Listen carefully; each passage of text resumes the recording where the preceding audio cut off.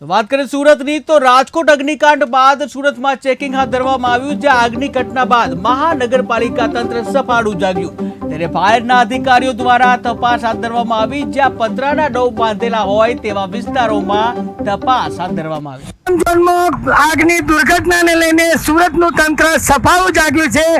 खुद सूरत मनपाना लाइट અને ફાયરના ઉપાધ્યક્ષ નરેન્દ્ર પાંડવ તેમજ કતારગામ ફાયરના અધિકારી અત્યારે આ વિસ્તારમાં પહોંચ્યા છે। ખાસ કરીને આપ જોઈ રહ્યા છો દ્રશ્યો સિંગણપુર 4 રસ્તા વિસ્તારમાં આવેલા છે રાધેશ્યામ શોપિંગ સેન્ટરના ઉપરના માળે પતરાના શેડ જોવા મળી રહ્યા છે। ક્યાંક ને ક્યાંક રાજકોટની આગની દુર્ઘટના લઈને સુરત મનપાનું તંત્ર ખાસ કરીને એલર્ટ ઉપર જોવા મળી રહ્યું છે। આજ રોજ તમામ વિસ્તારોમાં પોલીસ સાથે ફાયર બ્રિગેડ અને સુરત મનપાના અધિકારીઓ દ્વારા ચેકિંગની આ કામગીરી હાથ ધરવામાં આવી છે। ત્યારે સીધા આપને દ્રશ્યો બતાવી રહ્યા છે રાધેશ્યામ શોપિંગ સેન્ટર પાસે બનાવવામાં આવેલો જે પતરાનો શેડ તક્ષશિલાની ઘટનાને આજે 5 વર્ષ પૂર્ણ થયા છે। તક્ષશિલાની ઘટનામાં પણ ક્યાંક ને ક્યાંક આવા પતરાની શેડના કારણે આગ લાગી હતી। ત્યારે લાઇટ અને ફાયરના ઉપાધ્યક્ષ નરેન્દ્ર પાંડવ સાથે કતારગામ ફાયરના અધિકારી અત્યારે પહોંચ્યા છે।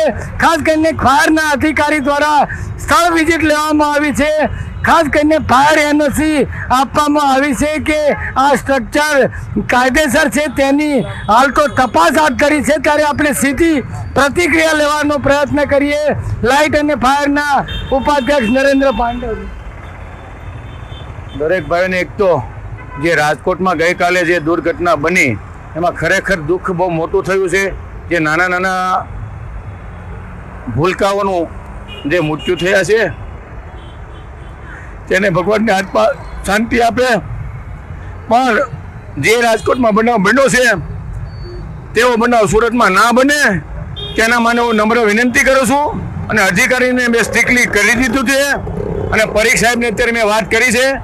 સાહેબ આ જે રાજકોટમાં બનાવ બનેલ છે તેવો સુરતમાં બનાવ ના બને તેના માટે આપણે તાત્કાલિક પગલાં લો અને કોઈ નાના માણસને કોઈ અધિકારીને મારી નમ્ર વિનંતી છે કોઈને ખોટી રીતે હેરાનગતિ ના થાય, કોઈ પ્રજાને ખોટી રીતે હેરાનગતિ ના થાય તે રીતે તમે પગલાં લેજો। અને જે આજે તમે જો શેડ આટલા મોટા હોય અને ગેરકાયદેસર હોય એ તો અધિકારીની જવાબદારી આવે છે। આજે ભોગ બને છે તો નાના માણસોના દીકરાના ભોગ બની રહ્યા છે એ અધિકારીના કારણે બની રહ્યા છે ને તાત્કાલિક અધિકારી ઉપર જો પગલાં લેશો ને અધિકારી ઉપર જો પગલાં નહીં લેશો તો ખરેખર નાના માણસો હજી ભોગ બનશે એવું મારું લાઇટ એન્ડ ફાયરના વાઇસ ચેરમેન તરીકે હું મારી રજૂઆત છે। ત્યારે આપ જોઈ રહ્યા છો લાઇટ અને ફાયરના વાઇસ ચેરમેન નરેન્દ્ર પાંડવ પણ ભાવુક થઈ ગયા છે। ગઈકાલની રાજકોટની ઘટનાનું તેઓએ દુઃખ વ્યક્ત કર્યું છે। નાના ભૂલકાઓ આગમાં ભૂંજાયા છે ત્યારે તેઓની આંખો ઉપરથી પણ અત્યારે આંસુ નીકળ્યા છે। ભાવુકતાના દ્રશ્યો જોવા મળી રહ્યા છે। હાલમાં તેઓ લાઇટ અને ફાયરના ઉપાધ્યક્ષ છે, તેમની તમામ વિસ્તારમાં ફાયર સેફટીની જવાબદારી છે। વહેલી સવારમાં તેઓ પહોંચ્યા છે।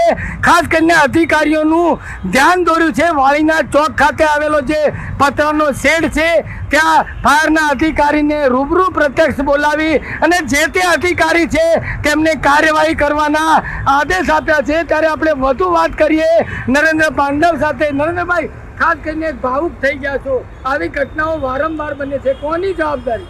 એ તો જેને ઘરે બનાવ બને ભાઈ એમને જ ખબર છે। આપણે તો ભાવુક ગરીબ પૂરતી થતા હોય પણ જ્યાં જેના દીકરા ગયા હોય એને પૂછે એની પરિસ્થિતિ શું હોય તે મારા ઉચ્ચ અધિકારીને અત્યારે મેં વાત કરી દીધી છે। લાઇટ એન્ડ ફાયરના પરીખ સાહેબ છે એમની સાથે બી વાત થઈ છે અને શાલિનીબેન કમિશનર સાથે બી બેનની સાથે વાત થઈ અને આવતીકાલનો 4 વાગ્યાનો મેં સમય લીધો છે। આપ જો શાલિનીબેન આપ સારા અધિકારી છો, મને ખરેખર વિશ્વાસ છે તમારા ઉપર કે ખોટા માણસ હોય એની ઉપર પગલાં લેજો, સાચા માણસને કોઈને હેરાન નહીં કરતા એવી મારી હજી નમ્ર વિનંતી છે। નરેન્દ્રભાઈ, ખાસ કરીને કતારગામ વિસ્તારમાં ગેમ ઝોનની સંખ્યા નહીવત છે, ગેમ ઝોન જૂજ જ છે, પરંતુ જે પતરા શેડ ગેરકાયદેસર તેને લઈને આગામી દિવસોમાં શું કાર્યવાહી? આપ તો સાહેબ ગેમ ઝોનનું કહો છો, ગેમ ઝોન તો મૂકો સાઈડ ઉપર। આજે તમે જુઓ તો વસ્તાદરી ઇન્ડસ્ટ્રીયલ છે અશ્વની કુમાર ત્યાં જે 6 માળના શેડ બની રહ્યા છે અને પતરાના બની રહ્યા છે। અત્યારે આપણે ગુજરાતમાં 2 દિવસની વાવાઝોડાની કંઈ આગાહી આપે છે। જો એ વાવાઝોડાની આગાહી થશે તો પતરાની શું હાલત થશે, એમાં કેટલાના મૃત્યુ થશે એ તો ભગવાન કહી શકે।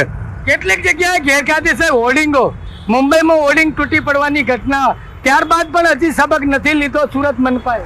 હવે આ તો કેવું છે, હું તો કોર્પોરેટર તરીકે મારે રજૂઆત કરવાની હોય, જે કંઈ કરવું એ અધિકારીને પગલાં લઈ શકાય ને હું તો કમિશનર સાહેબને વિનંતી કરું છું કે આપ અધિકારી પર પગલાં લો તો જ આનો નિવારો આવશે. બાકી પ્રજા તો કઈ કઈને થાકી ગઈ છે, જે કંઈ કરવું એ અધિકારી કરી શકે છે, કાં અધિકારી ઉપર પગલાં લો તો જ આનો નિવારો આવશે. ત્યારે આપ જોઈ રહ્યા છો રાજકોટની જે દુઃખદ ઘટના બાદ સુરત મનપાનું તંત્ર સફાળું જાગ્યું છે. ખુદ લાઇટ અને ફાયરના ઉપ ચેરમેન નરેન્દ્ર પાંડવ વહેલી સવારમાં આવા સ્થળોની મુલાકાત લઈ રહ્યા છે, અધિકારીઓને નિર્દેશન આપી રહ્યા છે. ખાસ કરીને લાઇટ ખાતાના અધિકારીઓનું ધ્યાન દોરવામાં આવ્યું છે. ત્યારે લાઇટ ખાતાના અધિકારી અત્યારે ખાસ કરીને ફાયર વિભાગના અધિકારી અહીંયા પહોંચ્યા છે, ત્યારે તેમની સાથે વાત કરી. આપણે પ્રત્યક્ષ નિરીક્ષણ કર્યું, શું લાગ્યું? હાલમાં પ્રત્યેક નિરીક્ષણ કરતાં ઉપર જઈને આપણે જોઈ આવ્યા છીએ, ત્યાં શેડ બનાવવામાં આવેલો છે પણ હાલમાં ખુલ્લી હાલતમાં જોવા મળેલ છે ને ઉપર ફક્ત કચરો નાખવામાં આવેલો છે. પણ બીજી વસ્તુ શું છે કે બાજુમાં એક જીમ બનાવવામાં આવેલું છે, આજે રવિવારને કારણે એ બંધ હાલતમાં જોવા મળેલ છે. એમનું સર્વે કરીશું કાલે.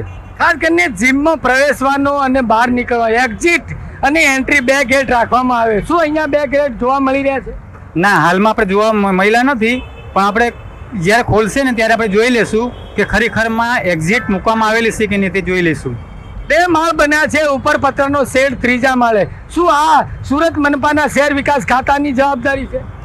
હવે શું છે કે જે સમયે આપણે એનઓસી આપીએ છીએ તે સમયે આપણે ડોમ બનાવવામાં આવેલી એમને એનઓસી આપતા નથી અને આપીએ બી છીએ, પણ શું છે કે વેન્ટિલેશનનું પૂરેપૂરું ખુલ્લું હોય ત્યારે અમે એનઓસી આપી શકીએ છીએ. દાખલા તરીકે કોઈ સ્કૂલોમાં કંઈક એ લોકો ડોમ બનાવે છે પણ ત્યાં શું છે કે વેન્ટિલેશનને પૂરેપૂરી જગ્યા હોય એને અમે આપી શકીએ છીએ.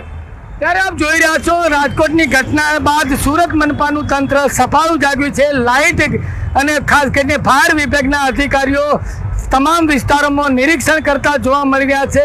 ખાસ કરીને નરેન્દ્ર પાંડવ લાઇટ અને ફાયરના ઉપાધ્યક્ષ છે, તેઓ પણ વહેલી સવારમાં આવા સ્થળોની મુલાકાત લઈ રહ્યા છે. ક્યાંક ને ક્યાંક જે તક્ષશિલા કાંડની આજે 5મી વર્ષી છે, 5 વર્ષ પૂર્ણ થયા છે. ગોઝારી ઘટના હજી લોકો ભૂલ્યા નથી, ત્યારે ક્યાંક ને ક્યાંક વધુ એક ઘટના રાજકોટની સામે આવી છે. 27 જે કમભાગી લોકોએ પોતાનો જીવ ગુમાવ્યો છે, આગમાં જીવતા ભૂંજાયા છે. ત્યારે ક્યાંક ને ક્યાંક સિસ્ટમ સામે લોકોનો રોષ ફાટી નીકળ્યો છે. ક્યાં સુધી આવી ઘટનાઓનું પુનરાવર્તન થતું રહેશે? ક્યાં સુધી આવા જવાબદારો પર કાયદેસરની કાર્યવાહી નહીં કરવામાં આવે? સરકારને હવે સમય પાકી ગયો છે.